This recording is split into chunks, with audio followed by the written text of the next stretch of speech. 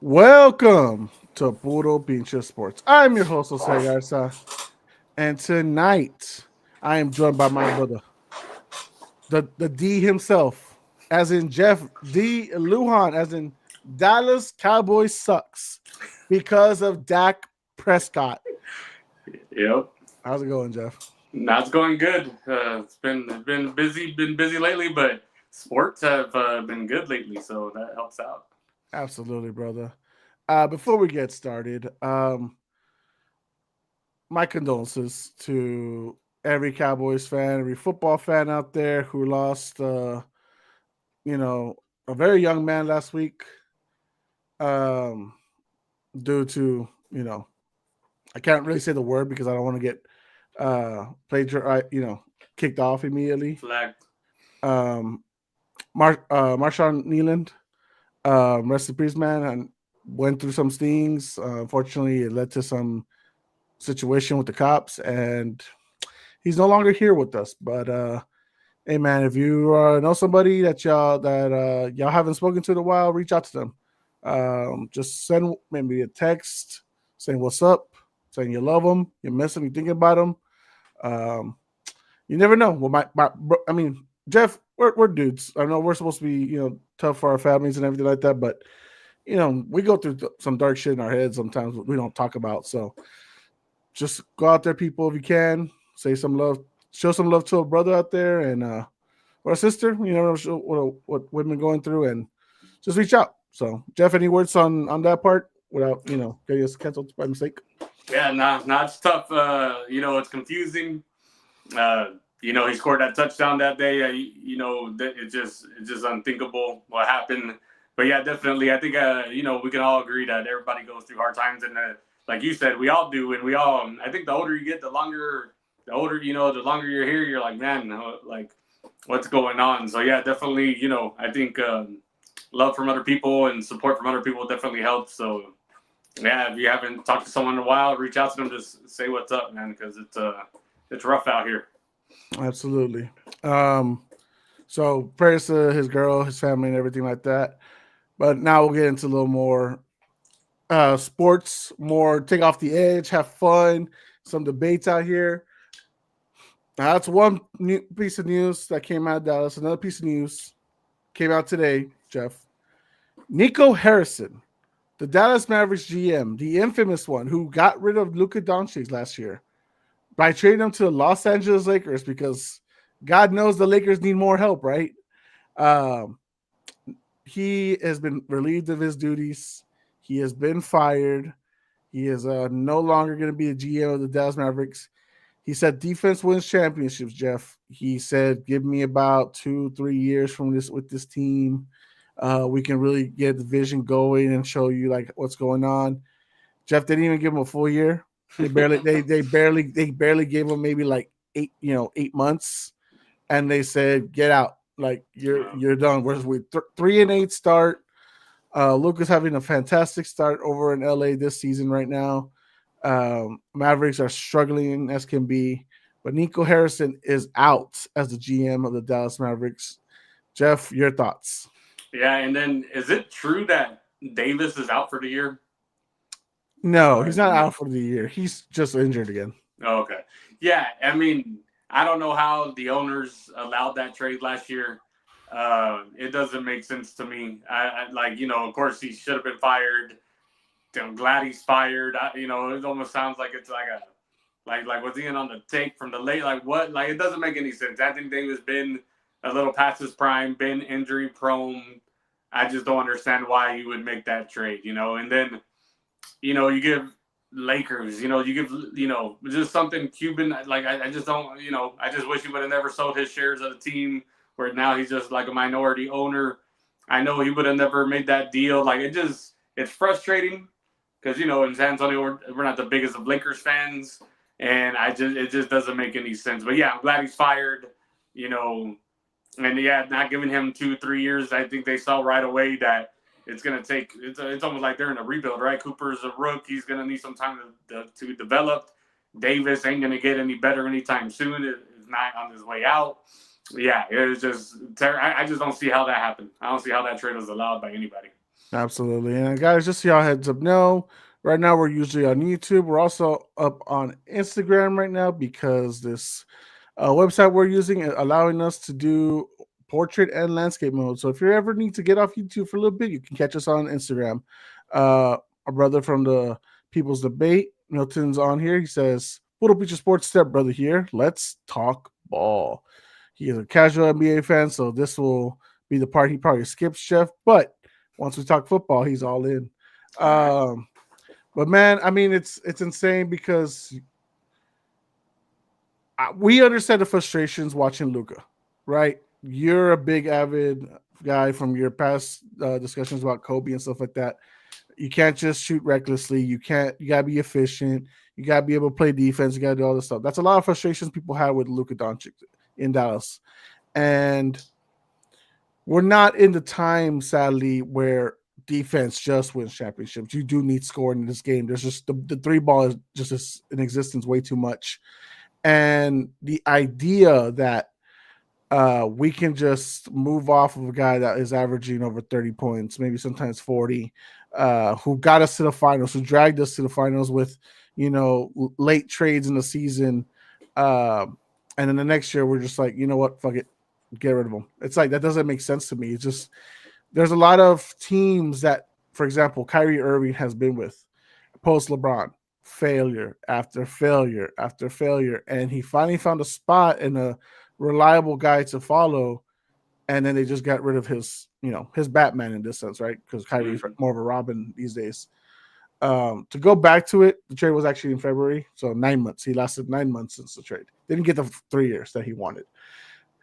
To remind people, the Lakers received Doncic, Kleba, Markieff Morris, while Dallas acquired Anthony Davis, Max Christie, and the Lakers 2029 first round pick. 2029, Jeff. Wow, just one pick, one first round pick. One first round pick. That's all they got. That's horrible. And if I'm not mistaken, Jeff, from 2027 to 2030, they don't own their own first round pick. So there's 2 pick swaps, and I believe they're owned by the Thunder and the Spurs in 2028 and 2030 respectively, and then the other 2 first round picks are owned to someone else. Wow. But they don't. So they have the only first round pick that they really truly have that they have. I mean, they don't even have control of it really, because wherever the Lakers seed is the Lakers seed. That's what they have. That's all they got. So Thunder can pick swap with them in 2028. They have the Lakers first round pick in 2029, and they have the Spurs have the option to pick swap with them in 2030. Wow. Do the Spurs really need another like top 5, top 10 pick? I mean, the world's gonna say no, but we'll gladly accept it. Damn it, we'll take it. Just like hopefully we get a Lance's right this next year. Exactly, and wow, they're really giving it to us. Mm-hmm. Hey, give me Carlos Boozer's kid. Mm-hmm. Give him to me. I would love to see him up there as one of our freaking forwards. Oh man, mm-hmm. But nah, Jeff, it's just crazy. Right now, Jeff, Luka's averaging, I'm going to get this right. 37.1 points a game. And when you combine Anthony Davis and Cooper Flagg, the one that they lucked out on getting the first overall pick, because they lucked. It wasn't by skill. It wasn't Nico Harrison's skills. You combine their points per game right now, they don't even match or surpass Luka. Wow. Anthony Davis is at 20 points per game. Cooper Flagg's at 15. Wow. So they're both under. When you're looking at their field goal percentage, Jeff, on average, they're below Luka. Wow. When you combine their 3-point percentage together, they're below Luka. Like, it's not like no shit. Nico Harrison got fired. Now, is he a scapegoat because the owner, the president of the Dallas Mavericks, Dumont, literally approved of this and all this stuff? Sure, but if Nico Harrison was the one who came on board and he initiated talks with Rob Pelinka, the Lakers GM, then you deserve to be fired. I don't care. Like, now, Jeff, was it way too soon? Should Nico have gotten a little more time? Just maybe a year. I mean, I can see, right? Like you went through with that trade. You gave them the green light to do it. At least give them the time. Well, I mean, like what else are they gonna do? They they ain't gonna be good for a while now. Like, Kyrie's hurt. yeah. It just Yeah. I mean, yeah, might as well, right? Like, but they must have just been so disgusted with them. Like, they just realized what they did. I don't know. They finally woke up out of their horrible dream. I don't know, but yeah, I mean, I don't mind that he got fired. But yeah, like, I don't like. What's the benefit of firing? What are they gonna do? They ain't got no pigs. At least let them. I don't know. Let them run it out until 2030, right? Until they can do something. I want you to understand, Jeff, and I want the world to understand. You gave up Luca for an injury-prone Anthony Davis, and he's already hurt. They played 11 games. He's missed 6. Mm-hmm. Kyrie's out for most of the season because he tore his ACL last year. After they had pushed more minutes on him after the Luca trade, so after Anthony Davis had gotten hurt 1 game into that trade. Derek Lively has only played 3 games this season. He's missed 8. So it's like, and then Klay Thompson wants out.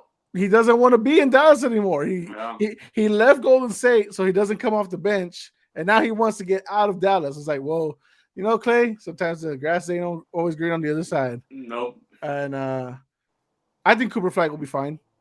It's his rookie year. I'm not worried. He's starting a little slow. He'll get rhythm into it later on. I mean, look at Wemby. Wemby was getting really into rhythm towards like the second half of the second season. Then he got, the blood clots. And now you see like the difference. Now, obviously, double teams and stuff. We'll talk about the Spurs in a little bit. But I think Cooper Flag will be just fine. He's that talented. He's just in a shitty situation right now where they're kind of asking him to be the point guard, which, I mean, okay. But he's not, I don't, like, respectfully, he's not going to be the true point. Like, let's be honest. He's not Luka.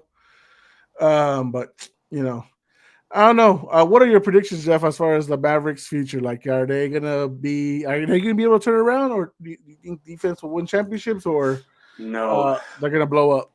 Yeah, I think they'll blow it up at one point. Keep Cooper, maybe move off from for Lively. Klay will be gone. Yeah, I don't see like now in today's game. I think it does take a while for these rookies to develop. The game is so fast. There's so many nuances you got to learn. Like even for someone like Wemby, it took him 3 years to develop. It's gonna take time. So where they're at from 3 years from now to where they're at now with the players is gonna be a whole different team. But during that time, yeah, they can develop Flag and try to trade some of their guys for some kind of draft picks. I don't know what you're gonna get for Klay. You probably get something decent for Lively, but they're talking about already getting out of Davis, right? But like, I don't know who wants to what they'll give you for that either, So yeah, it's gonna be time. It's gonna take time for them to come back from the finals to this. It's insane. I mean, what team right now would fit even right? I mean, I get Anthony Davis is a really good, top tier two-way player when fully healthy, right? That's not a debate. That's a legit thing. Was he supposed to be next Tim Duncan? Sure, was. He never will be, never has been. But what team would benefit right now from an Anthony Davis? And would you think more of an Eastern team? Do you think he should stay in the West? He's only been on Western teams, New Orleans, Los Angeles, now Dallas. Is there maybe a New York or an Orlando or somebody that can maybe make the trade for an Anthony Davis? What do you think? I don't know. Yeah, I think maybe it is time for him to go to the East. I don't know all these other teams that well right now. Like, maybe a contender that needs a big man. I mean, we needed a big man for a while. Cornette has been a blessing, right? So that big men still have their role and they're still valuable. It's just how healthy is he going to be? But yeah, I would think maybe a Cleveland, just like a contender that doesn't need to rely on them so much, but could use the additional piece, right? And can kind of wait till he gets healthy again. But yeah, off the top of my head, I can't think of the perfect match for Davis. I don't have a lot of faith in him, right? He's just always hurt, like unless you get him for cheap, I wouldn't want to take a big gamble on him. I wouldn't want to give up too much for Davis. Yeah. So it's tough. If you're Miami, we know how much we love Miami over here. You know how much you love Coach Spoelstra. By the way, Coach, I'm sorry for your home getting burned up. Uh, I'm pretty sure it was Jeff. Just to throw it out there, it was him. Not your ex-wife. I'm pretty sure it was Jeff. Um, would you maybe get rid of in this situation the contracts of maybe like maybe trade away Tyler Hero, maybe a second or a first, or depending what's figured as more value, and then get Anthony Davis, and you pair up Anthony Davis with Bam, and you let your front court be your strong dominant side. Yeah, I've heard. I follow a Miami show. They're the team's playing real good right now without Hero, and they're a little worried about when he comes back how he's gonna fit in because Norman Powell is playing so well, right? And it's like they did put a lot of their Hero has a lot of money tied up in him, and if he doesn't fit the team with this new, they change their style of play every year, right? Yeah, And they're going like a whole new direction, and they do that, and yeah, maybe that might work, right? You like move off of Hero and get Davis, and yeah, if you got Davis and Bam. And that team, you're a problem now, because Miami, don't get me wrong, they're a good team, but no one sees them as a contender, like a championship contender. But like, no. you'll be a high team in the East, but yeah, they still need some pieces. They're That not a championship team. yeah, they don't got playoff Jimmy. Norman Powell is coming off a great last few years with The the Clips, Clippers, where he I guess his services were just no longer required, but he's doing his own thing now, kind of as the lead guard for the Heat, and I think that's good for him. I mean, Clippers, you yeah, still have exactly. Kawhi. How much was he carrying the Clippers, and people thinking it was the Kawhis and all the Harden, Hardens yeah. and all them. They lose him, and yeah, they have a lot of stuff going on over there, but still. They got like 3 wins or I checked it this morning. They are not doing good. They are currently at 3-7. Yeah, wow. And So Kawhi's been playing. They lost a couple of close ones, but still, like, I think he just reported a knee injury. So don't worry, he won't be. uh, He might not be there for a little bit. no. Until maybe he's like, oh, I'll be hurt. Let's see if y'all can turn around in the meantime. I want to see if because I heard there hasn't been a discipline right for what's going on over there. They're still investigating, but they got that badass arena and they're supposed to host the All-Star game. So they're saying they're waiting post All-Star game to sanction the Clippers. I can see that the whole Pablo Torre investigation thing really opened up a lot of things, and it's a lot of. And Jeff, correct me if I'm wrong, and we're just like throwing this as a new conversation for anyone who thinks this is part of the lineup. It's not. We're just shooting shit out here, talking whatever. Um, do you think Adam Silver is in danger of losing his commissioner job? With not just the allegations, of course, like Kawhi shit going down, and of course the NBA prior had already made their own investigation, and then Pablo Torre came out with, "No, I found actual shit," and then not only that, all the basketball gambling shit that's been going on with Chauncey Billups, the head coach, of the Blazers, freaking Terry Rozier, Michael Porter Jr.'s little brother, and all these other guys that have now been in trouble with all that stuff. Are we looking at Adam Silver's days numbered? I believe so. You look at his predecessor and David Stern, and say what you want about David. I didn't really like him either, but damn, he didn't let shit slide, right? Like he was stern, David Stern, and he would lay down the gauntlet. Like he did have control. Adam Silver, he's a little, I don't know, he's coming off as soft, a little easygoing, and yeah, there's a lot of stuff going on. And when that whole aspiration Clippers thing came out, and he said that he never heard of them, and then it's all over the chairs and all that shit at Clippers Stadium. It seemed to me like he was like, I was like, damn, like is he covering up something even bigger? Like it like threw me for a loop when how you would think it's the commissioner, he would be prepped and all, like he looked real weak with all this. So yeah, I can see his day be number for sure. It's not, there's a lot going on right now, and he's not in control of anything, right?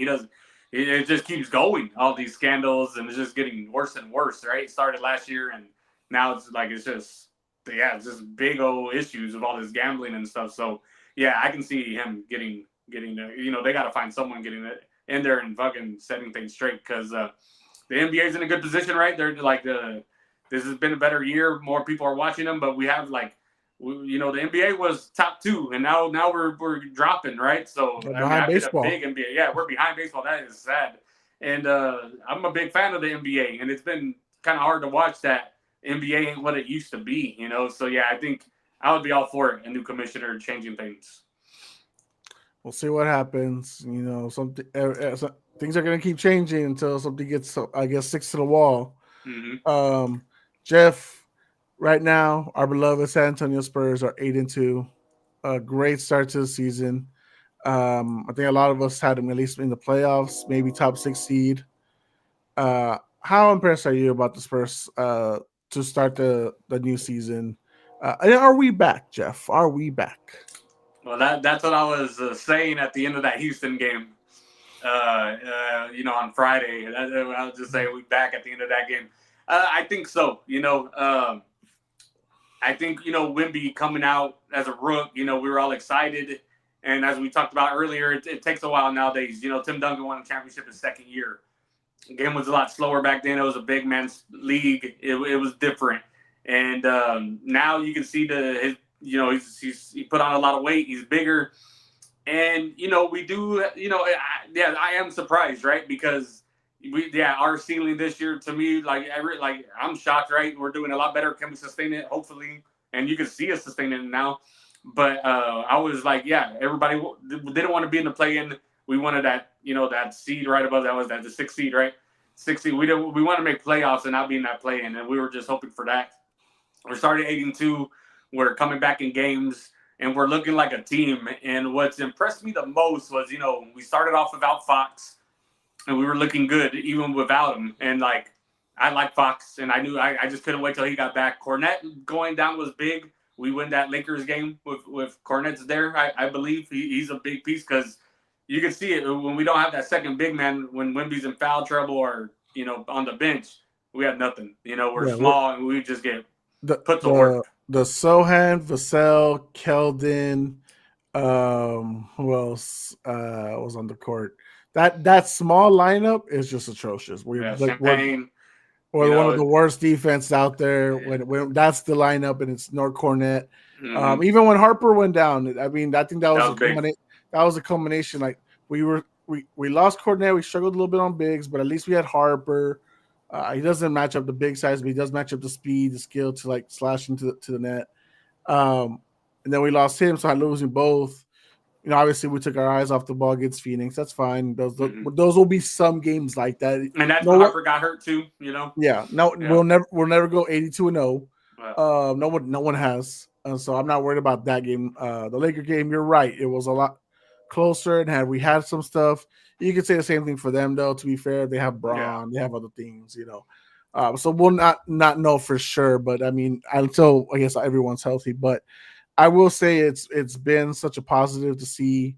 I get Wemby gets a little frustrated with the foul trouble and the double team, but now they're respecting you as the guy because when you get double teams, now you're getting everyone's respect.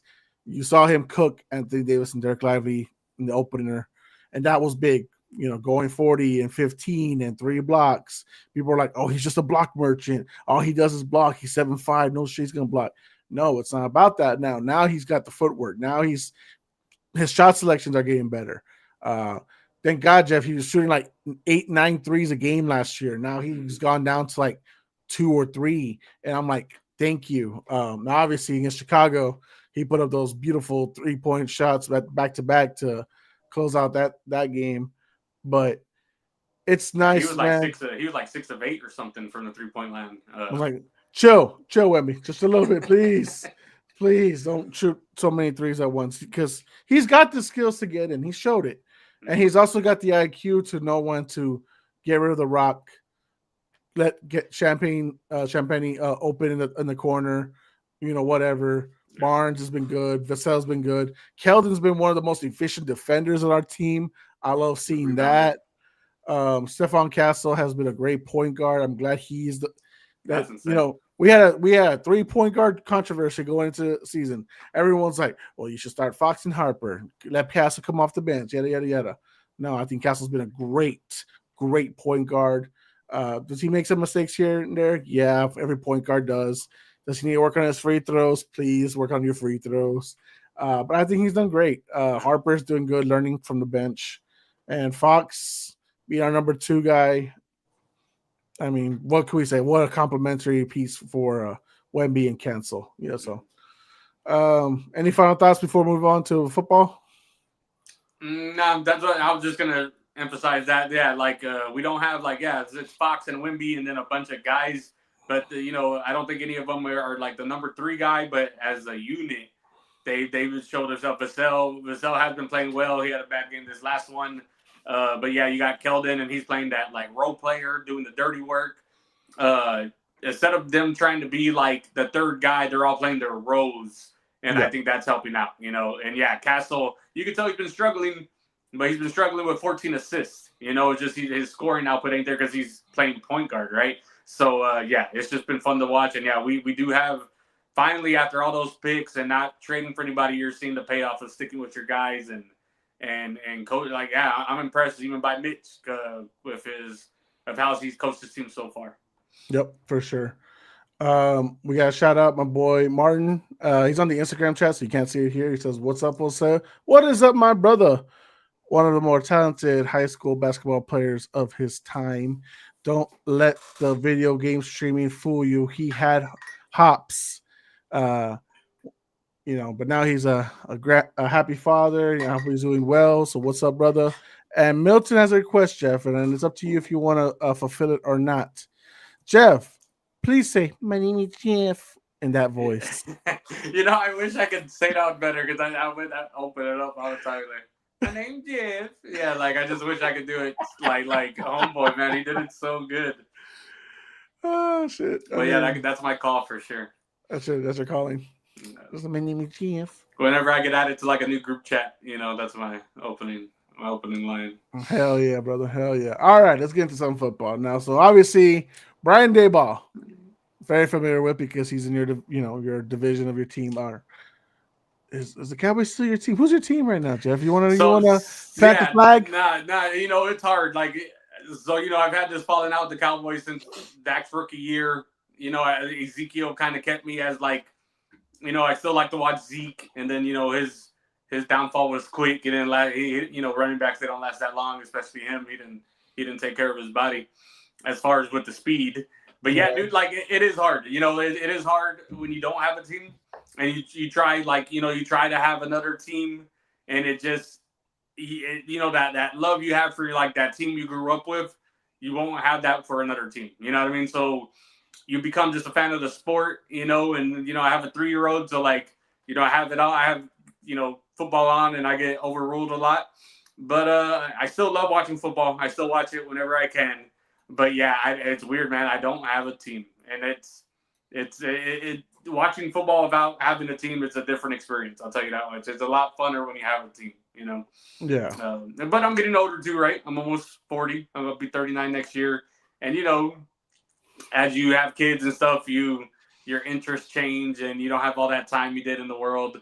And that with all these the quarterback play, but there's a couple of bright spots, but there's a lot of trash out there as well, right? A lot of trash games. I mean, man, half the teams in NFL are pretty bad, But yeah, it is hard without a team. But yeah, so I don't have a team. But yeah, I still have my biggest love is my hate for the Cowboys. So like I like to hate watch the Cowboys, and yeah, like this last week of a bye week, it's like, man, you still miss that team that you love to hate. It's crazy how you're like, I'm all for the Cowboys. Now I'm just your anti-Cowboys. They've really broken you. Yeah, they broke me. It's okay, and it's crazy because now, like, when Aaron Rodgers leaves, it's like, what does Jeff have after this? Nothing. And then he's pretty much done, right? So it's been those Steelers games haven't been too exciting. So like, yeah, who do I follow now, right? Like, what team am I excited to watch every Sunday? And when you don't have the ticket, you still got the NFC East on. Look at that Philly Green Bay game. I mean, it's just been there've been some brutal games to watch, man. Yeah, defense, right? Jeff, I don't think you would accept this, and I would never ask you this. You're welcome to Pat's Nation, bud. To Pats Nation. I would know no. Yeah. I would never ask you to do that. No, No. I respect, New England, and it's impressive what they're doing this year. But yeah, like there's no way I could fall in love with being a New England fan. There's no way. Do So you far away. do you think had you known what could have been 5, 6 years ago, would you have jumped to the Chiefs' kingdom Nah, before the titles? yeah, before the title. Nah, I'm just not that type. Like, I was gonna be a Cowboys fan or nothing, right? Like, I like Patty right off the bat when he started making those amazing plays and stuff. But like, yeah, like even as much as I enjoy watching the Chiefs, I've never even thought about. I wouldn't like. I wouldn't say, yeah, I wish I can go back so I can just be a Chiefs fan. Like, as you get older, you represent where you're from, and so I just like Kansas City. Like I just have no relation with Kansas City. So, for everyone knows, I got everyone as far as part of the Puro team those custom shirts that Jeff's wearing right now. Mm-hmm.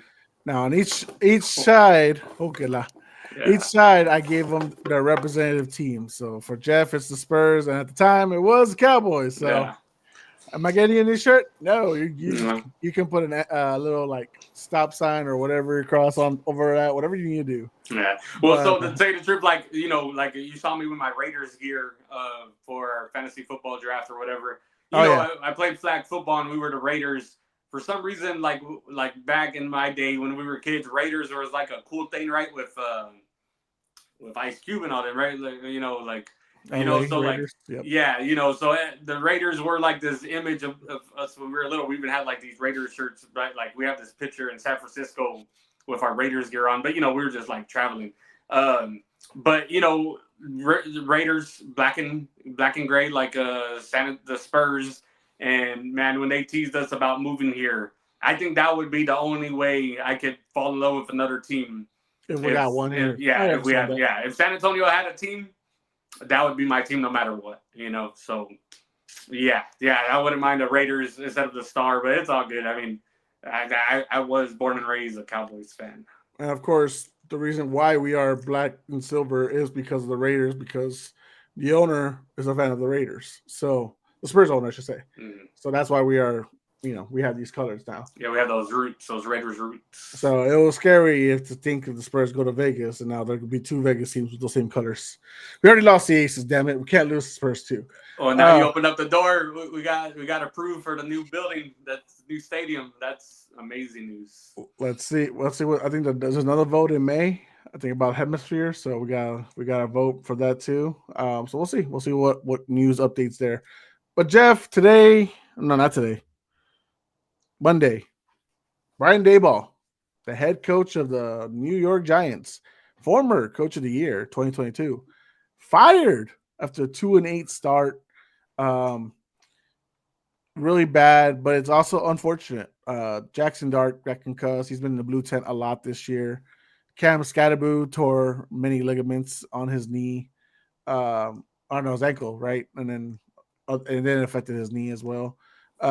Malik Neighbors went down early in the season as well. So with all that, plus there was 4 games where they blew 10-point leads, and the defense hasn't been as spectacular as people thought they would be, especially with a Brian Burns and Abdul Carter, Kayvon Thibodeau, and Dexter Lawrence.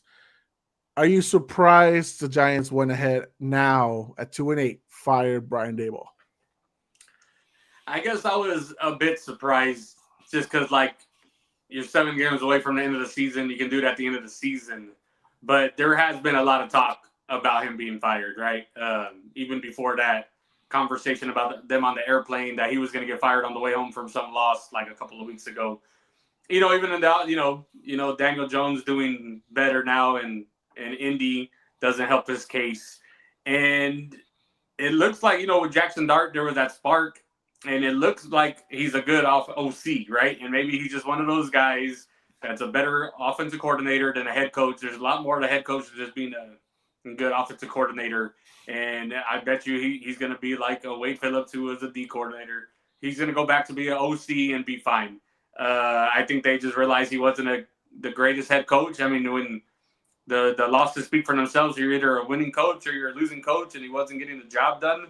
So, yeah, it was time to go. And other than just waiting until the end of the season, he wasn't. It was time for him to go. And it sucks because him and Jackson Dart were looking good. Yeah, absolutely. I mean, and just imagine when everyone's really fully healthy. I'll say 2027 because I know next year probably like ligament recovery still and stuff like that. Mm-hmm. Dart, Neighbors, Cam, the defense, front line. Like if you think fully healthy, that is primed to be a threat in the NFC East. Mm-hmm. And it's crazy, Jeff. They have 2 wins this year, both against playoff teams. The Chargers, who I'm pretty sure surprised everybody. And I think that was Jackson Dart's first game as a starter. And then Philly, where they dominated. And I think that was Thursday Night Football. Yeah. If I'm not mistaken. So it shows that the potential was there. And there was 4 games that they had 10-point leads and they blew. Mm-hmm. Now, why was Brian Daboll fired before they just went like a defensive coordinator and stuff like that? Like, why do you think they did that? Was it because Daniel Jones is doing so good in Indy? Do you think that really had something to do with it? Plus, of course, Saquon's already a champion in Philly, but that has something to do with Daboll. That was more Joe Shane. Why is the DC and the GM safe before the head coach was? Yeah, that's a good question because that defense has underperformed, right? Yeah, I didn't even think about that. Maybe maybe they could have done that, right? Swapped out the defensive coordinator for the end of this year and see if that would have done anything, and maybe stuck with Brian. But yeah, I guess with the track record the past 2 years, they were just done with him because right, they made the playoffs with Daniel Jones, got a victory, and then it's been downhill ever since, right? So I don't know, 2 bad seasons just did it. Yeah. Well, let's bring in. And it was those 10-point leads, losing all those 10-point leads. They put that on the head coach, right? I mean, if you look at it too, like the 10-point leads they lost, like some of them, like even like this past week, Dart went out. Yeah. And then like that's been your spark, and then they put in Russ, and Russ is a shell of himself, and the game goes to Chicago. So let's bring in Mr. Chicago himself, the Professor Alex de la Cruz, munching on his dinner. Oh God, what is that? Who's this? Stop sending me this sheet. You're a sick man, Alex. You're a sick man. Take that off Instagram, you sick pervert. Hey, Alex, you hear the Spurs playlist? Yeah. I haven't said shit this whole time. I'm not going to. Y'all have your fun with that.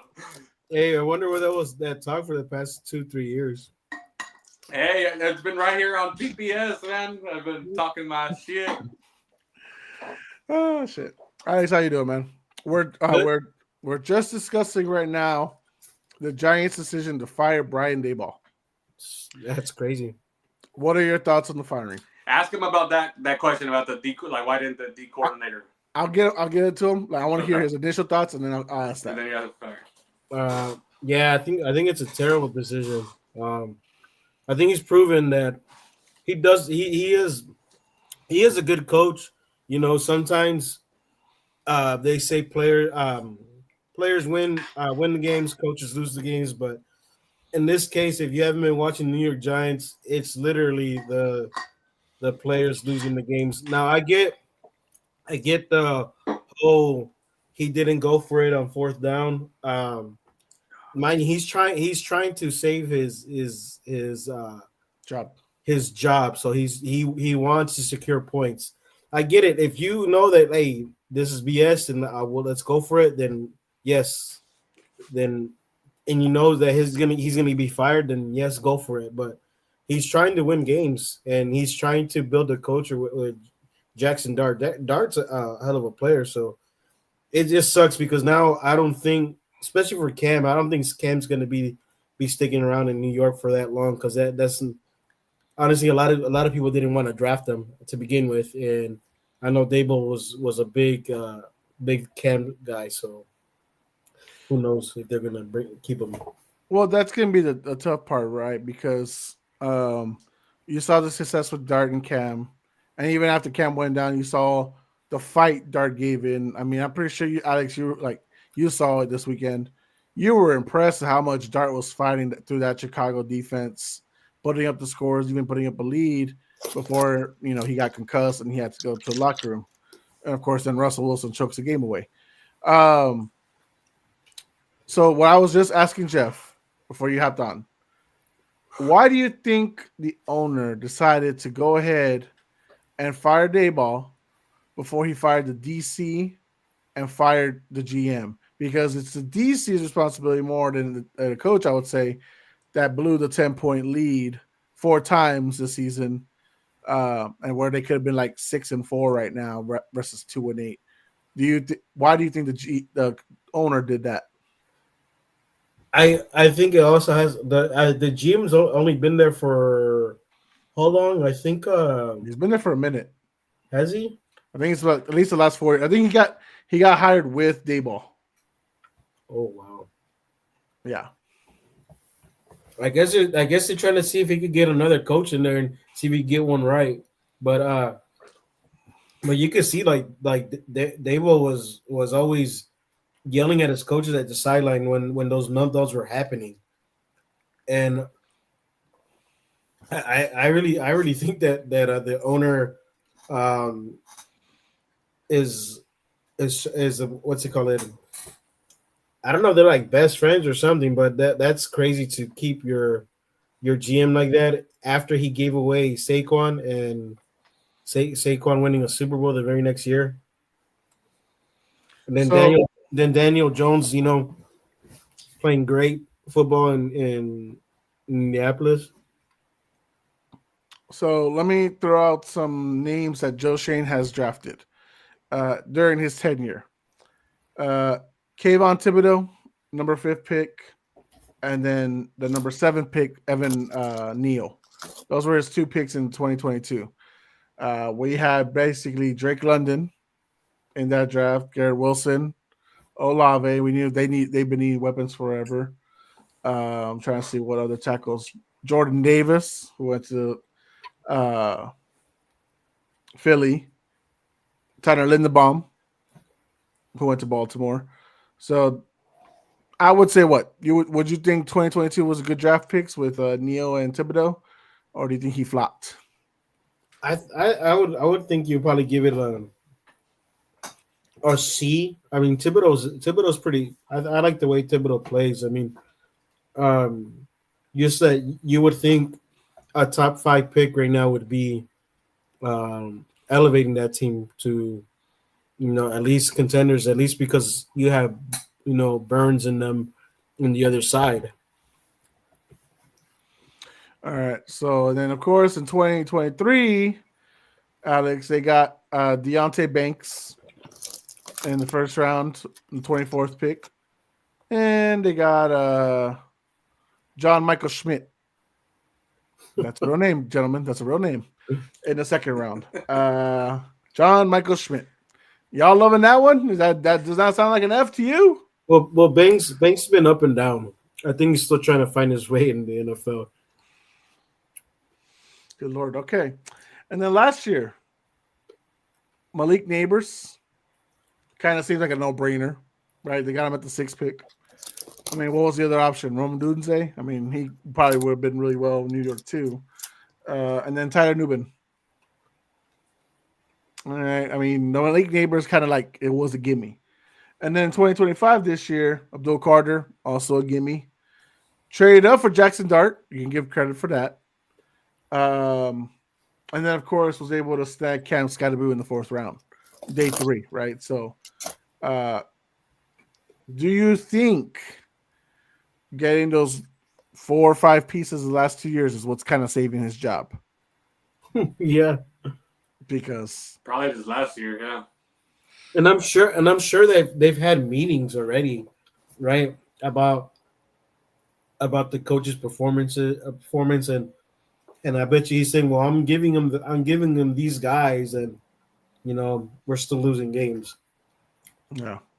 I mean, they lost to the Bears by a 1-score loss.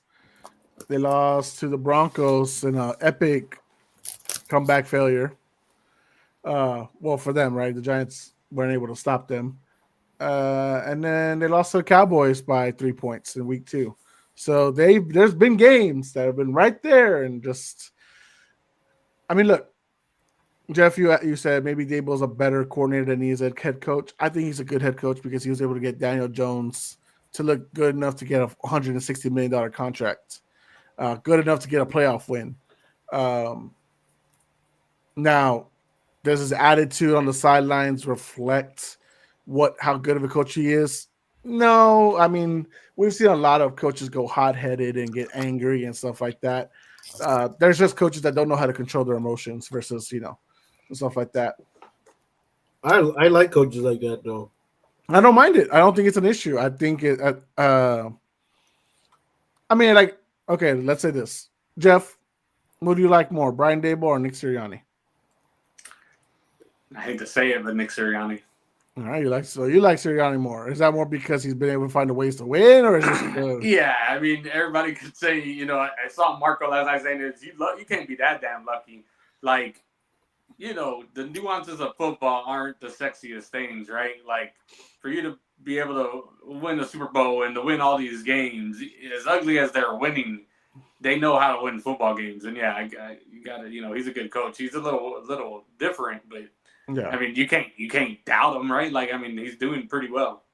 Oh, I could doubt him, all right. I know. Marco hates him. It's understandable, but hey, if I lost 3 straight times to a team that I find annoying, yeah, I'd be mad too. Mm-hmm. Especially after a Super Bowl butt whooping like that. Mm-hmm. Patriots would never. All right, well, let's move on from Daboll here. Oh, Milton has questions. He first says, check down. And then he says, I think the DC should have been fired before Daboll. That DC sucked in Tennessee and now in New York. Yeah, some guys they know connections, right? You're able to keep your jobs. You're able to find some good jobs. We were talking about that. Who was it talking about? It was a GM. Is it Tennessee GM? The one who's 35? Yeah. That he was able to find like quick jobs and get up there real quick, and it's crazy out there.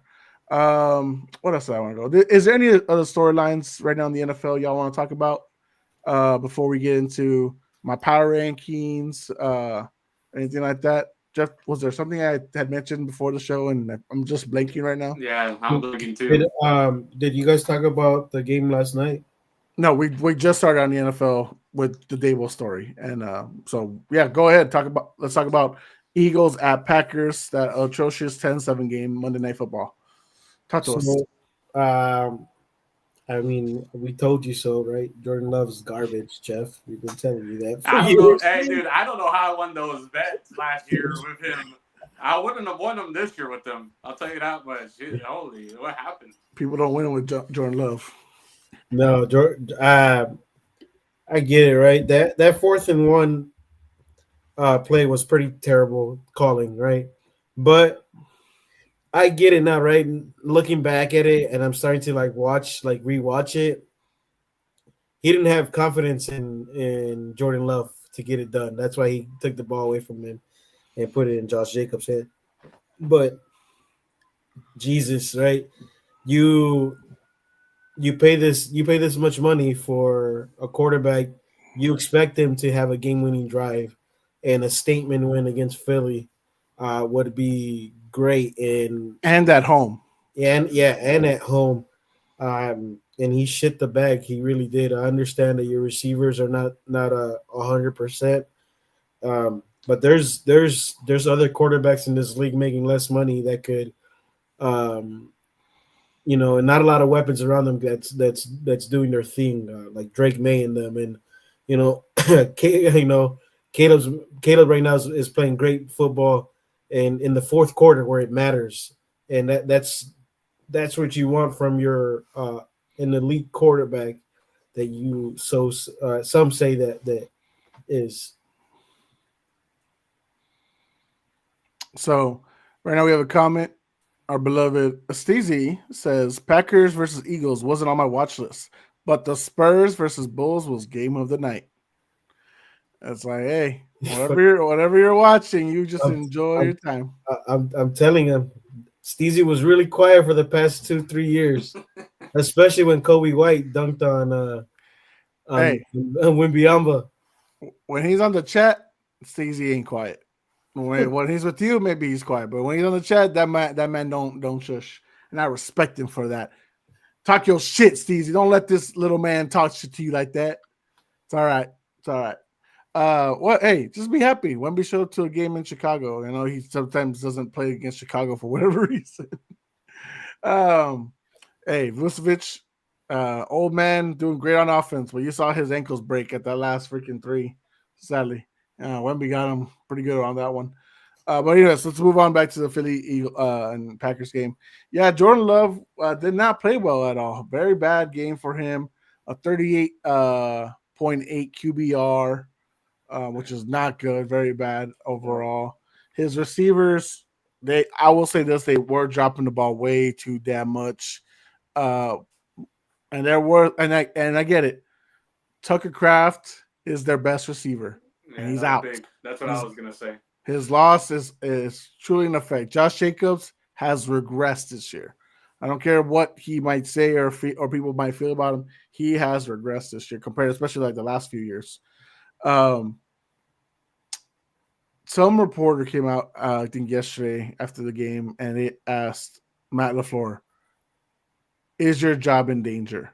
And I'm baffled that Matt LaFleur is getting asked that, but because the team is paying the quarterback so much, the coach is going to go first before the quarterback is. Do you, Jeff, right now, I'm going to start with you. I know you're heavily critical about Matt LaFleur during Aaron Rodgers days. Do you think Matt LaFleur should possibly be in the hot seat with his 5-3-1 start? Nah, when you said that about the reporter asking him that, I was surprised that it's so quick in the NFL you get on the hot seat, right?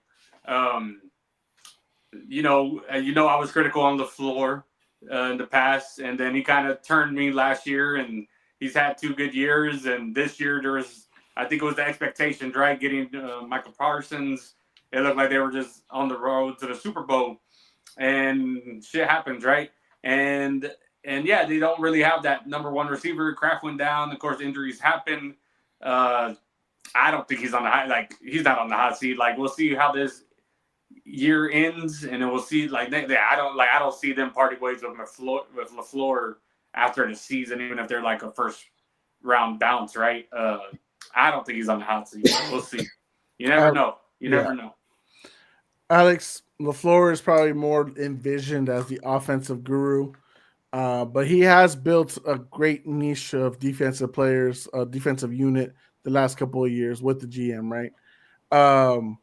In their 3 losses, the opponents are only averaging 13 points per game. That's insane. I've been trying to tell you guys, man, that Packers defense is fucking good. They're really good. And when I got Parsons, I said, well, yeah, the only thing is that Love is your quarterback, and that's probably gonna be your Achilles heel, and it's coming true. I mean, I feel like the way they constructed that team is that, let's get all these elite guys on defense, and then we saw it like a couple years ago where Love looked good at the last 9 games, and I was telling you, man, everybody is butt naked in all these design plays, these bootlegs, and I feel like that's how they try to design the same, like, that's their philosophy right now.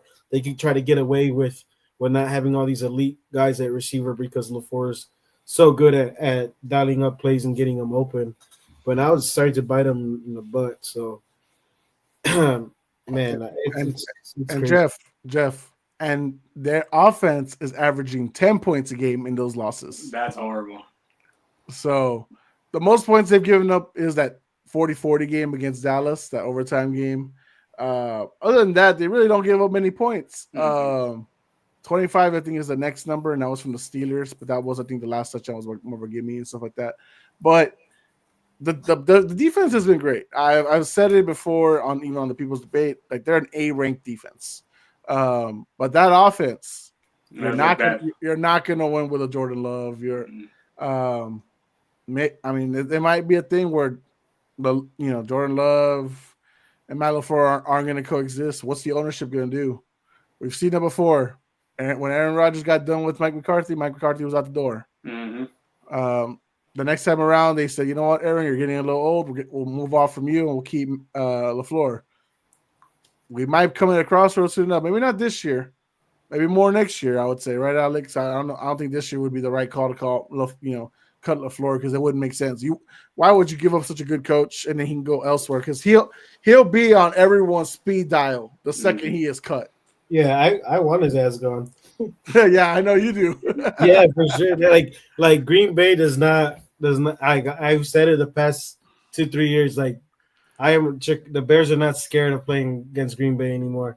The one thing that we are scared of is Matt LaFleur. Like he's a good coach. He really is, and it would be stupid for them to let him go and walk out the door. Yep. Imagine if he becomes the Cowboys' new head coach in a few years. No, I'm just kidding. No, it's 5-3-1. They're third in the division right now, behind the Bears and the Lions. They're both 6-3. Wow. Shocker, right? Especially after their hot start with those two games, right? They shut out Jaden Daniels. They embarrassed the Lions. They haven't looked good since. I think they're technically then 3-3-1, so they're under 500 as far as since those games. They get the Giants next week, so maybe some reprieve as far as like maybe an easier game. The coach is gone. We don't know. So we'll see. Guys, were y'all surprised? The Jets put some whooping on the Browns after they traded away the two best defensive players. This past week, man. Hey, I told you, Jose.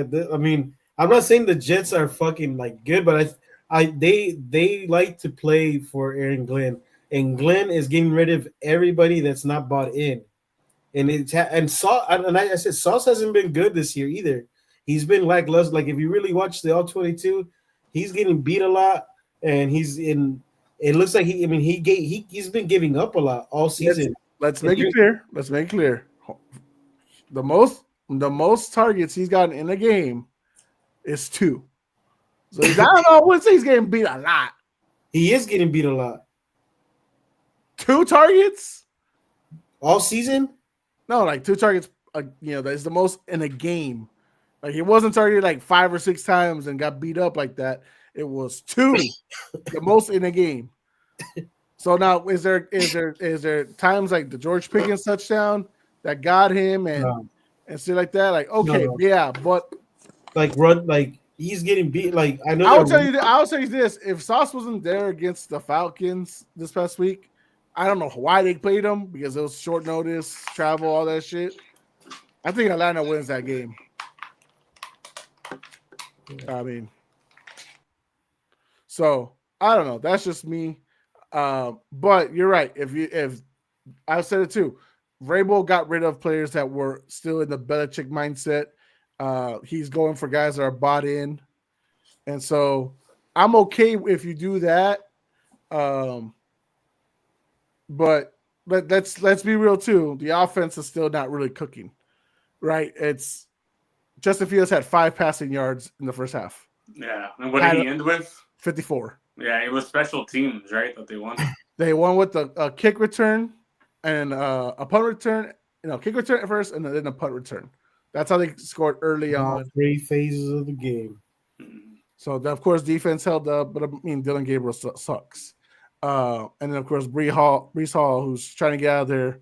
I mean, didn't do spectacular stuff as far as, all around. I mean, he got 120 overall with a touchdown. So he was doing his thing. But, yeah, no, I mean, I think I was surprised the Jets won. I picked the Browns to win that one and pick them, and, well, they let me down. I think they let all of us. I think we all picked the Browns. Yeah, they said it was the week of the trash teams, right? Miami won.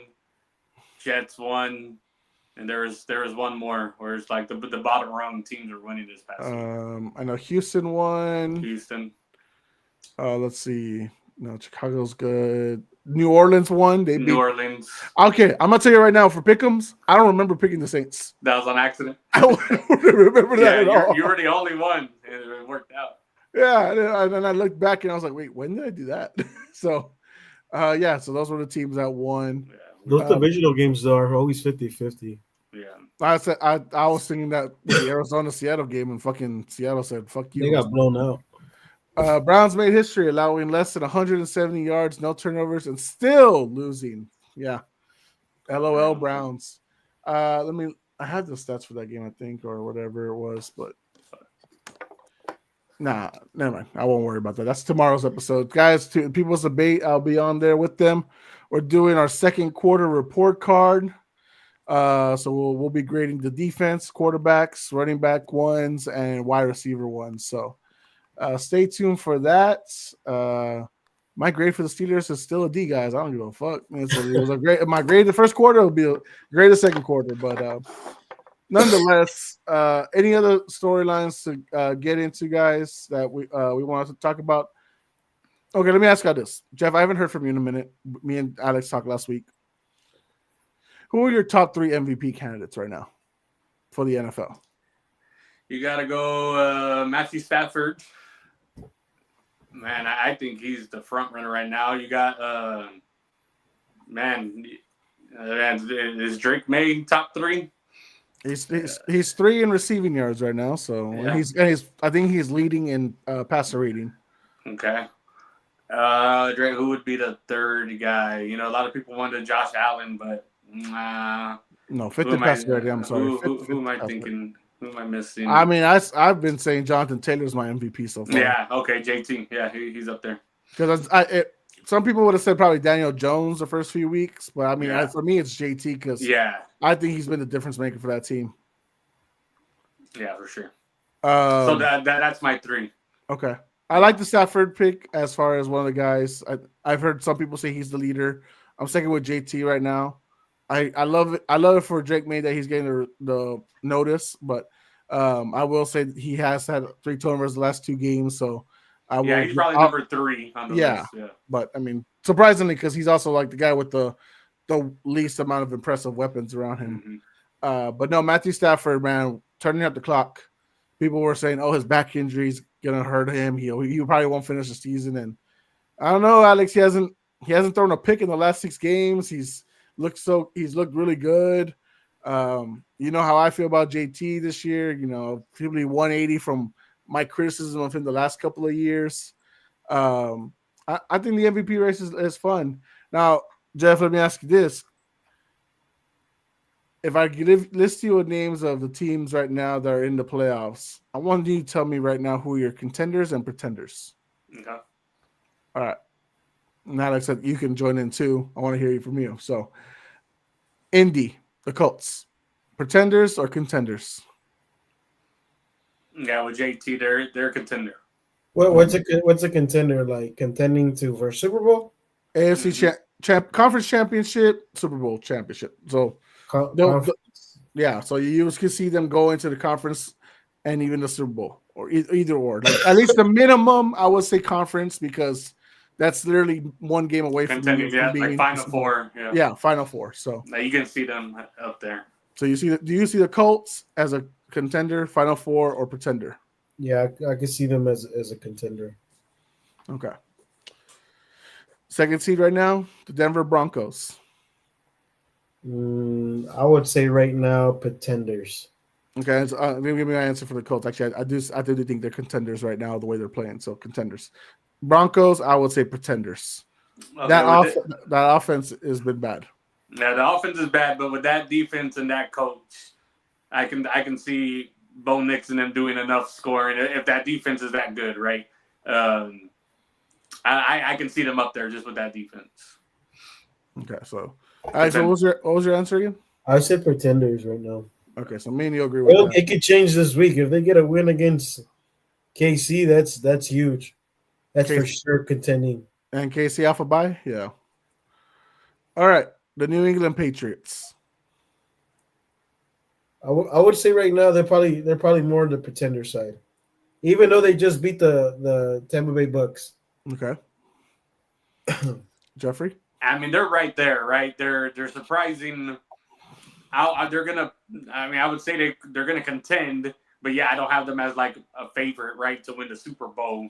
I don't know. I guess if we're talking about AFC Championship or bust, I would say pretenders. But man, they're a top 3 team in the AFC. So I would say I don't know. That one's hard. And mind you, they're only the 3rd seed behind Denver because they had to play a non-conference team this week, and then Denver played a conference team and a divisional game, and that's the only reason they're 3rd. Yeah. Otherwise, they would have been ahead of them. Yeah, so they're contending. I would say the Tampa game solidified them as contenders, because now you don't have just the Buffalo game to say like, oh, and plus easy schedule. Now you have Tampa, and Tampa for a lot of people, and me especially, we're seen as maybe a Super Bowl contender. Now I get injuries and stuff like that happens, but they did it at their home. Not only that, they're undefeated on road games. They did it to Buffalo. They've done it to Tampa Bay. Those are huge things. Now they'll have 2 serious tests left the rest of the way. It's going to be Ravens and Buffalo the second time. I think they go 1-1 in that series. I don't think they go 0-2 because reality, Buffalo and Baltimore are not the same teams they were in past years. So now you can go 1-1. Shoot, Jeff, when I made the video predicting the 284 games, I said they were going to lose to both the Falcons and the Bucks, and they would still make the playoffs as a wild card. But now they've shown everybody that they can beat those kind of teams. Yeah, they're a good team. So like, I'm going to go contenders. I know that might seem biased because I'm a Patriots fan. That's fine. That's absolutely fine. Jeff, you know this. You were probably 14, 15 when this happened. Doesn't just give you 2001 eerie era. Just saying. It feels like 10-year-old me is looking at this again. Like, it's happening again. Now, I don't think we're going to win Super Bowl anytime soon. I think we still have a lot of growing up to, but this was the same shit that was happening in 2001. I'm just starting out there. I know Jeffrey remembers it. Alex, you were probably like 8, 7 at the time. So I'm not going to say you're going to remember that shit, but Marco was probably like 2. Yeah. So, what's the name? What was the Panther? Musa Muhammad was my favorite receiver. It was weird. There you go. And when we shut him out in 2003. So yeah. Man, when you brought Muhammad a few years ago, we were doing the draft. I was like, God damn, that's a name I haven't heard in a minute. Dude, he was my favorite receiver. This is a lot. I'm sorry. You're not a co-Panther fan. No, I'm just kidding. All right. Pittsburgh Steelers. Yeah, obviously pretenders. They are pretenders. Their defense has been playing good as of late. Better. They had one good game they just got a lot of turnovers against Indy. That's it. Indy and the Patriots. So the 2 games where they have 5 turnovers, and that literally fills up their stat sheet for the whole year. Yeah. They've had 2 good games, yeah. Now they're pretenders. Yeah. They probably won't make playoffs. No, I think Baltimore catches up with them. They're only 1 game behind them now already. That's crazy. Already, yeah. Fucking Bears had them back in the hunt. All they had to do was just fucking beat them. Tyler Huntley, goddamn you. Yeah, pretenders. LA Chargers, and mind you, this is without a Joe Alton and Rashawn Slater.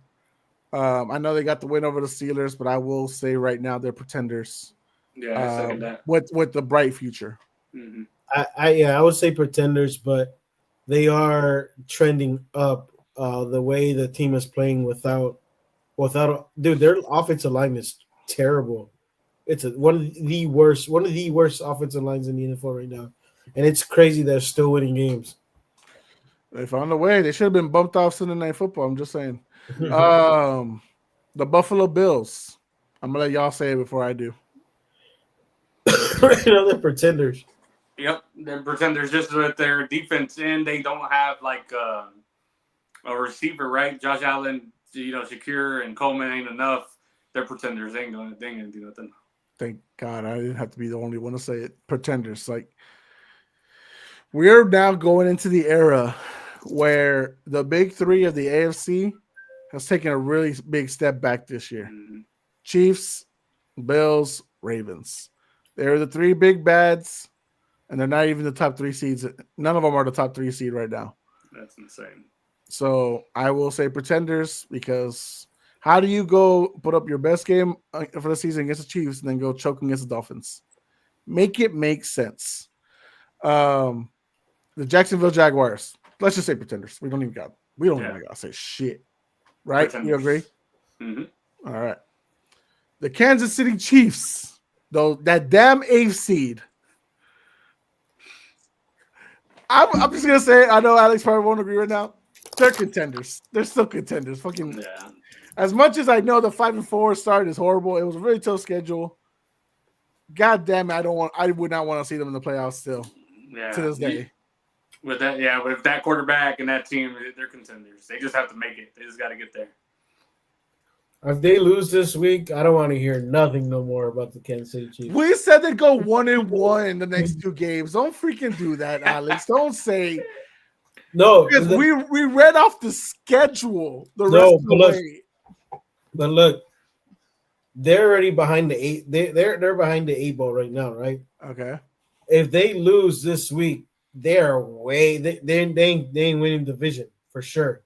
They would have to get 3 more wins, and I think have Denver and the Chargers lose 4 just to jump over them out of the next couple games. So that's going to be a tough task. Like really, really. Are you picking Denver to beat them this week? They're playing in Denver, right? I don't know where they're playing. I didn't check. Are you picking Denver nonetheless? Yes, I'm picking Denver. This game will be in Denver. Is it? It's in Denver. But we're talking about KC after a bye. We're talking about the horrible offensive performance they've been giving us. Now, don't get me wrong. They did a great job against the Dallas Cowboys, the 31st fucking defense in the league. But come on, man. They did shit against the Raiders. But remember, Roger Goodell he can't have his poster child not be in the playoffs. So right? So the Chiefs should be winning this week. That's what you're saying. They should, but I'm just letting you know right now. If some stuff starts to look kind of suspicious, and then you guys know, I'm just gonna be like, "Hey, told you so." This flag is getting pulled out this week, but it wasn't getting pulled out last week. Oh yeah, suspicious. All right, and the last AFC team I want to ask: contender, pretender, the Baltimore Ravens. I don't know, man. It's crazy because they're not even in the playoffs, but I feel like they contend. Man, their defense is not good. It's not. It's been better the last 5 weeks. It's been better. It's getting better. They went from giving up 35 points a game to now only at 14. Wow. Okay. No more video games. Remember, no more video games in the locker room. They took away all the toys. Yeah, with a healthy Lamar, you can do it. But man, that D looked real bad for the beginning of the season. Jeff, they can turn that around. Let me tell you right now their stats for defense because I've been doing my homework, getting ready for tomorrow's episode with the people who like I said. I'm doing defenses. Okay. All right. So right now in total yards, they're only giving about 327 per game in the last 4 games because they had a bye in the last 5 weeks. So that's not bad, right? That's pretty good. That's counting the Rams game and so on. They're only allowing about 94 yards per game in rushing. Wow. So they've shut down the run game essentially. And then they have, they are right now one of the top teams in red zone defense at only allowing 28% of touchdowns in the red zone in the last 5 weeks. So they're one of the best teams out there to do it right now. So I think they're turning it around. Now, does that solve all the playoff problems? No. We know that. So sadly, until they prove us wrong in the playoffs, pretenders. Pretend. So you have more confidence in Kansas City right now than Baltimore, the way they're playing? I've seen it done in the playoffs before. History matters, Alex. History matters. Like I said, look, no, but I'm the guy. Yes, I understand right now. But even then, I'm the guy that every year for like the last 3 years has said Baltimore's going to win it all. Baltimore's going to win it all. Baltimore's going to win it all. They let me down every year. I see what it's like to be a Dallas Cowboys fan. That can change your mind when they make you wrong like that. So, no, because we've seen them be impressive in the regular season. Like, is it better than the first 5 weeks? Yes, absolutely. They're not giving up 35 points a game anymore. Now it's only 14. Cool. What are you going to do now when you got the top teams? You've already lost to the Bills. You've already lost to KC. You're probably going to see one of them in the playoffs again. You got surging New England and Colts right now. You got Jim Harbaugh, who wants to find his first win against his brother, John Harbaugh. You got one of the top 2 defenses in Denver in the playoffs. We don't know if they even can get past the first round, Alex. Like, I don't know. I got to see it right now. I got to see it. And those, like, as great as the wins have been against the Vikings, the Bears, and what was the other team they beat? I forgot. It's not enough to convince me that they've done a full 180, that they're going to go deep in the playoffs, at least to the AFC Championship game. So right now, I will say pretenders. Remember, we're saying Final 4 teams. So that means I see Colts, Patriots, Chiefs, and then I guess that's it for now. We got 3 teams that I really have faith in that could make it in the AFC Championship game. But that's because mainly history has told me Bills and Ravens don't they don't make me believe, and I think that's fine. I think that's a fair thing. I mean, none of us are going to say right now that even in the good years, right, Jeff? None of us were going to be saying Cowboys are contenders because they haven't proven us wrong. We need to be proven wrong sometimes. I guess so. So, Jeff, where are you at on the Ravens? I don't know if you already asked. Man, you kind of swayed me a little bit, but they do struggle running the ball, which is weird, right? They got Derrick Henry and Lamar. But, yeah, Lamar's been out. But, yeah, I don't know. Like, if Lamar is healthy, I can see them contending just like KC in there. But, man, their defense just looks so bad early in the season. I don't know. And this one gets good teams. Yeah. And that's the teams that you're going to see in the playoffs. I got to go with pretenders right now. Sorry, Alex. It breaks my heart, too, as a guy who's been thinking the Ravens were going to win even this year's Super Bowl.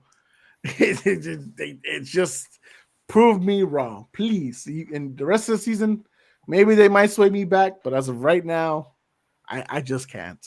I cannot. All right, let's go with contenders and pretenders for the NFC now. The Eagles. Alex, go first. I know you want to say it. Pretender. Nah, right now they're contenders. Yeah, I got them as contenders. I'll say they're pretenders. They have no flow in the offense. No. They have no flow, and I get the defense has gotten better with Jaden Phillips. Great trade. Fucking Jair Alexander already retired. He didn't even want to play for them, I guess. I'm going to say it, pretenders, man. I don't think they're going to – you give them a team that wants it, I don't think they'll get it. Yeah, but can't you use the same argument as saying that the history shows? I mean – yeah, and history showed 2023, this Philly – team is playing just like them, and they didn't go far. They got eliminated in the first round. You're right. History shows, Alex. I feel like they're playing like 2023 Philly. And Jeff, that was an ugly 2023 team. And what's Philly's record right now? 7-2. That's insane. Yeah, because I know what you mean. They have not been playing good. They should have lost. They should have lost to the Cowboys in Week 1. To tell you the truth. You think the rain delay did it? You think the sports gods saved them? Telling you, I mean, I'm the luckiest man alive. And in 6 of their 7 wins, they've won in 1-score games. They're all 1-score games. So that just tells you, like, look, the Chiefs did that spectacular last year. Yeah, and got exposed in the ship. I mean, if they get the Rams at the right time, I think they get the Lions at the right time. Shit. Yeah, I got the Rams right now. I think are favored right now. I mean, I would think so. Yeah. But I mean, they already played each other and it was 33-26. But I mean, again, that was just a 1-score game. Mm-hmm. So I'll say pretenders. I'm sorry. Like, I know I was vibing with them last year because the offense was number 1. Dude, this offense with this team is somewhere in the low teens, Jeff. They're like, it's crazy. I mean, they don't do nothing. Exactly. All right. Pretenders, Seattle Seahawks. Oh, they're contenders. Yeah, contenders. Yeah, I got them as contenders. They are the Colts of the NFC right now. They are shocking everyone. Sam Darnold. My God, who would have thunk it? Who would have thought bad quarterbacks in New York are now thriving with new teams this year? And especially, I mean, Daniel's been struggling a little bit the past couple of weeks. But Sam Daniel had a bad game, but like their defense scored so much he didn't have to do anything. Cost me 2 fantasy wins. Jason already got 1,000 yards this season. Insane. First receiver to do it this year. Detroit Lions. I say they're contenders also. Contenders. Because of the state of the NFC right now, I will say contenders, but I need to see them get a big win. I think this week against Philly, I think I need to see them win because they have not been a top tier team just yet. They've actually lose. Huh? I hope they lose. What? Division is this, you wait? You want Philly to win? Well, yeah, and try to get the division right behind them. I don't think that's gonna go well for you either way. All right, Tampa Bay Buccaneers. I still believe they could contend. I completely agree. I do. They're just so hurt, right? But yeah, you got Baker. They they're coming off a loss, but yeah, they're contenders. But man, they are hurt. They are really hurt, and they have a gauntlet. They went from Patriots, which some people thought they would be a win for them. Now they got the Bills and then the Rams the next 2 weeks. So, and they might go 6-5 and then try to turn it up after that. But man, they need to get one of those wins. They need to split one of those games. Honestly, the 7-2 LA Rams. Of course. Yeah, that's crazy. They're a wild card team. Yeah, they are contenders for sure. They are for sure. Contenders, huh? I mean, the NFC is looking good. That's why I was leaning maybe for the Lions to be pretenders. Yeah. The NFC is so loaded. It's loaded. Yeah. That's what has been said in the past. NFC teams are loaded. The AFC has top tier quarterbacks. So, all right, yeah, contenders all the way for the Rams. What about the Cowboys with Dak Prescott? Oh, they were not even going to be a question. But if you want to go ahead, go ahead. Yeah, pretenders, non-contenders, eliminated, garbage, already eliminated. See you next year. Boys. The people that said Dak is in the MVP conversation, not only this year, early this year.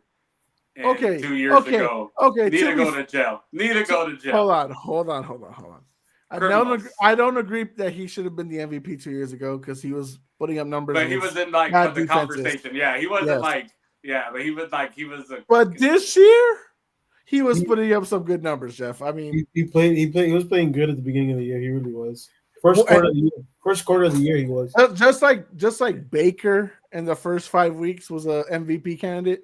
Yeah. So was Dak. Now neither of them are. You got oh shit! All right, Chicago Bears, contenders or pretenders? They are pretenders. I agree. Yeah, they are a dark horse team. That's a team you don't want to play in the playoffs for sure. They're gritty. Yeah, they are greedy. They are a gritty bunch, and if you allow them to hang around in a game, Caleb Williams is gonna win it for sure. He's been playing really, really good football. I know the stats don't say much about this past game, but he probably had his best game of his career last Saturday, and that's with I think it was 8 or 9 drop balls from the receivers. I think it was like they said like a new record or something, most drops in the game. It was snowing, right? It was like it was heavy wind, snow. And it was crazy though because like even with all that, he was throwing on the run and the ball was in the hands of a bunch of receivers, and they're just dropping it. But yeah, Bears are pretenders for sure because so much injuries on the defense. I know people laugh whenever they picked up Gardner, and I'm like, dude, you guys have you guys not paid attention to the Bears? They have literally nobody they have no DBs.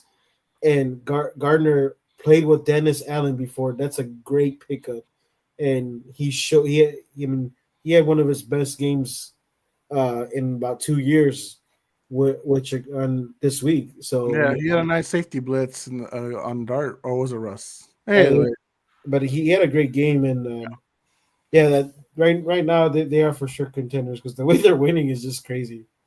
Contenders or pretenders? I mean, Pretenders. Oh, okay. Yeah, I was gonna say they're not bad. They're a middle of the pack team, but yeah, compared to the competition, they're pretenders. Yeah. But they're not bad. Green Bay Packers. Their defense is so elite, Yeah. but I don't know, man. Jeff, you have to grade this the same way you do Denver because they're the same damn team. Yeah, that's what I'm saying. When you have a D like that, you don't have to do much on offense to win. That's the tough part of Denver and Green Bay. But man, when you lose, when your D plays that good and you lose, like last night, it does make you question them. I don't know what they're gonna do. Kraft going down was a big. I gave Broncos pretenders, so I'm gonna respectfully give Packers the same thing since they're basically the same team. Mm-hmm. They're pretenders. Yeah. Milton says that terrible weather game showed Caleb's unreal arm talent. Yep. Yeah, I benched him because of I saw it was supposed to be so windy. Yeah. And I almost lost because of that. But man, when he ran it in for that 30-yard touchdown at the end or whatever, I was like, oh my god. There you but go. nah, he's been looking good.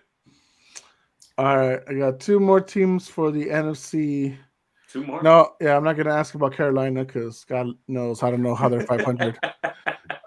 San Francisco 49ers. Man, they got their asses handed to them. They have a whole hospital dedicated to them. Yeah. If they were not injured, they would be contenders. But at their state, they're pretenders. Yeah. Good team, but pretenders. All right, I agree. And last one I'll ask: Minnesota Vikings. They're 4-5, but I mean, I thought high regards them going into the season, but at the way they're going right now, pretenders. Hey, they could all change if they beat Chicago this week. When they gave up on Darnold, I thought, what's the coach's name? Kevin O'Connell. I thought he knew something about JJ, but man, I don't know. I guess it's too early to tell, though. He doesn't. Yeah, that was only his fourth game, Jeff. I know. It's like, here's the thing. I'll say this. And you got to develop them, but man, they have a good team, though. Yeah, and then this is like the great team. This would be the time to be thriving right now. Yeah. But that's to be fair. Carson Wentz did blow some games. Also, he was getting killed by his own line. Yeah. Yeah. I mean, they're pretenders right now just because of the status they're currently at. Mm-hmm. JJ McCarthy, he really gets an incomplete grade because four games out of 10 is just not. It doesn't seem right, or 4 games out of 9. But I get what you're saying. But here's that's why Alex was asking if I was thinking the same way a lot of these media pundits were talking about it. It was like, oh, you should have kept Sam Darnold. You should have known better. You shouldn't have stuck with JJ McCarthy. Mm-hmm. No, at the time, you don't know that.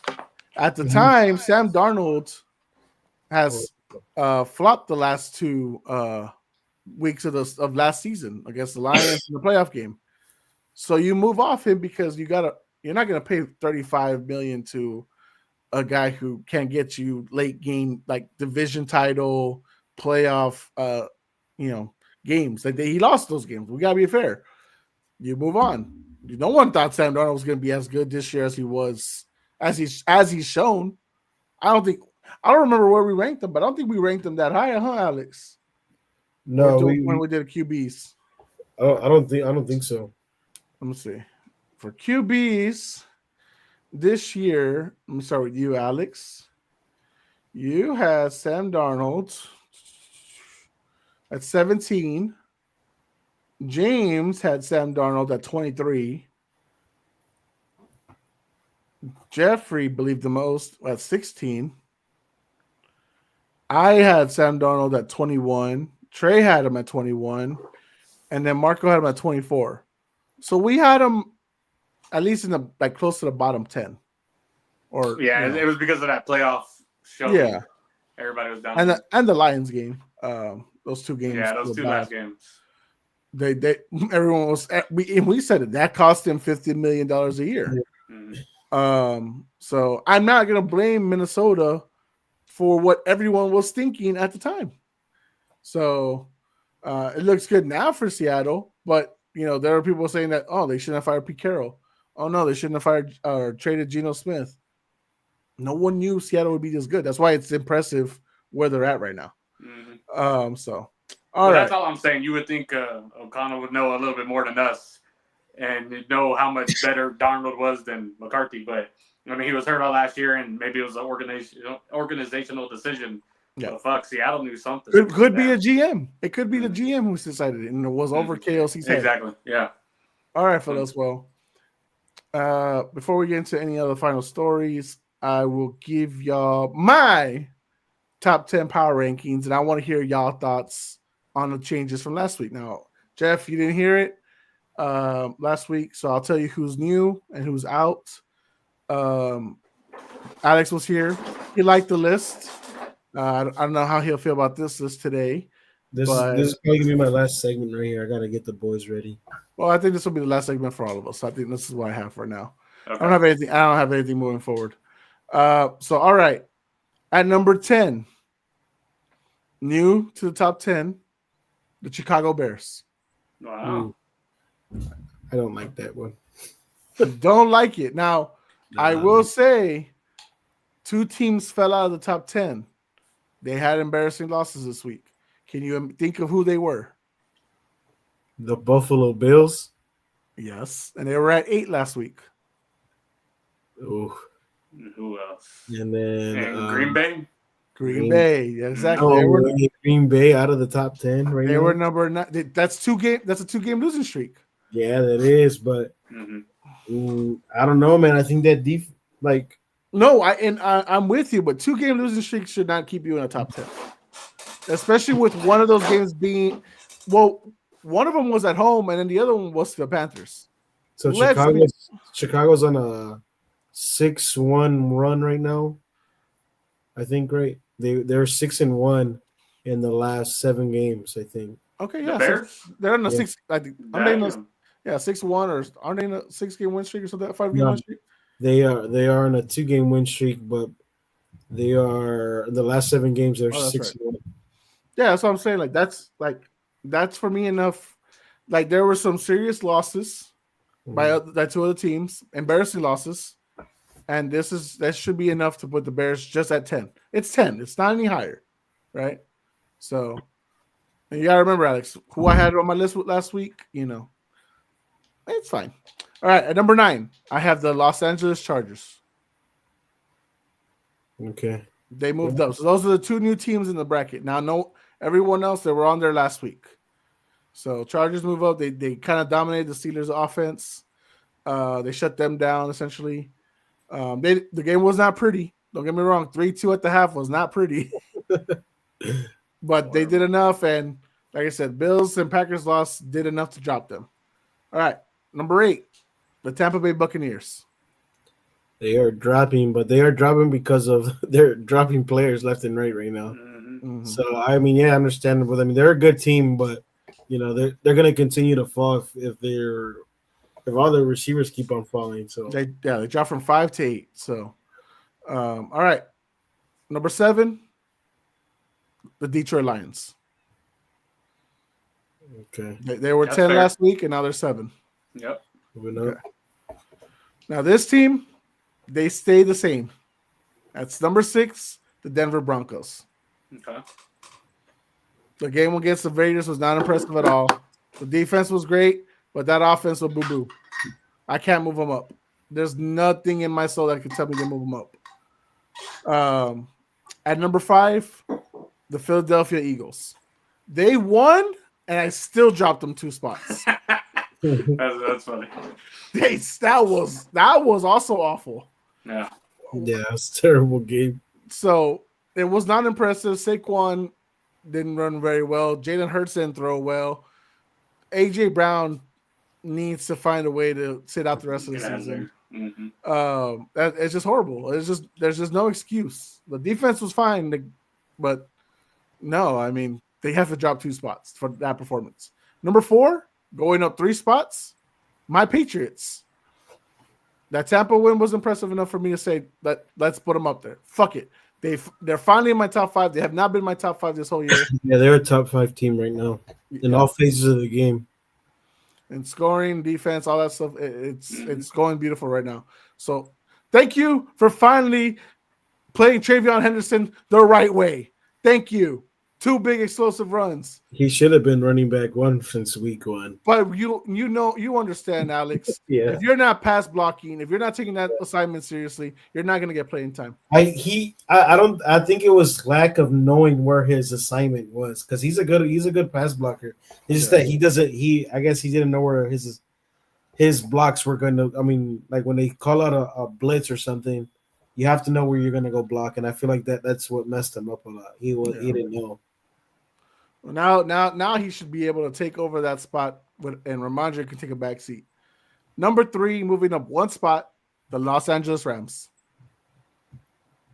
Yeah, they're fine there. You got him at 3? I got him at 3. Okay. All right. Top 3. Number 2, stayed at number 2, the Colts. Sheesh. They got a nice overtime win against Atlanta. Daniel Jones has now turned it over 7 times in the last 2 weeks. So one big loss from them. They got a bye week this week, but one big loss might drop them a bit. But I think right now they're still number 2. Number 1, dude. That fucking team is crazy. Number 1, Jeff, is the Seattle Seahawks. Oh, I thought you were gonna say the San Antonio Spurs. Yeah, Seattle Seahawks, they're legit, man. They're legit. All right. You got them at number 1. I was like, who's number 1? I did not expect Seattle Seahawks. That's funny because last week Alex was like, it's the Chiefs. And I'm like, no, it's the Seahawks. They were 1 last week too? All right, buddy. Peace out, man. Hey, real quick before I go, though. First time that the Chiefs, Bills, and the Ravens are not in nobody's top 10. Damn. Sheesh. Good riddance.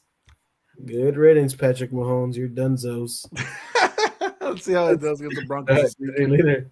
Have a good one, man. I'll see you. But, Jeff, that's it. My top 10, Seahawks, Colts, Rams, Patriots, Eagles, Broncos, Lions, Bucks, Chargers, and Bears. That's funny. Lions and Bears. And so last week, Seattle was number 1 as well? Yes. I had them. Yeah. Even because what happened? Was it last week the Colts lost to the Steelers? No, okay. So that dropped them from 1 to 2. Mm-hmm. But now Seahawks have been dominating. And I said, and so are Seahawks, do they have the best record right now? They have the best record in the NFC. They've had a bye. They're 7-2. The best team in the AFC, they're all 8-2. Oh, okay. So yeah, okay. Yeah, so they're doing. Damn, that's insane. So can you believe that? Seattle is number 1. And mind you, the Eagles are the number 1 in the NFC. I forgot what's the tiebreaker for them, but they're not impressive enough. No way. Eagles are the 1 seed right now? Yeah, they're not impressive enough. Unbelievable. It might be straight to schedule. It might be something like that, but it's not. They're not impressive enough for number 1.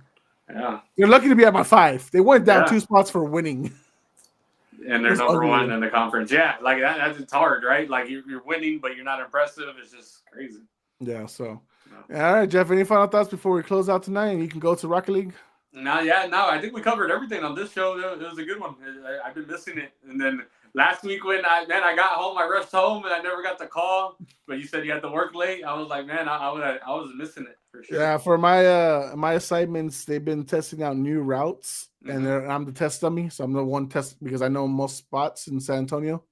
So I'm driving all around town last week, doing all that stuff. So thankfully today that was not the case. Nice. Veterans Day, got an easier shift today than normal. So, but guys, thank you for watching.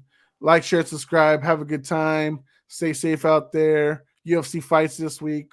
You can catch me on the People's Debate tomorrow. You can catch our MMA show on Thursday night for the preview of the UFC show. But for Jeff, D. Lujan, as in D's Nuts, and the Professor Alex de la Cruz, I am Jose Garza. We are Puro Pinche Sports. We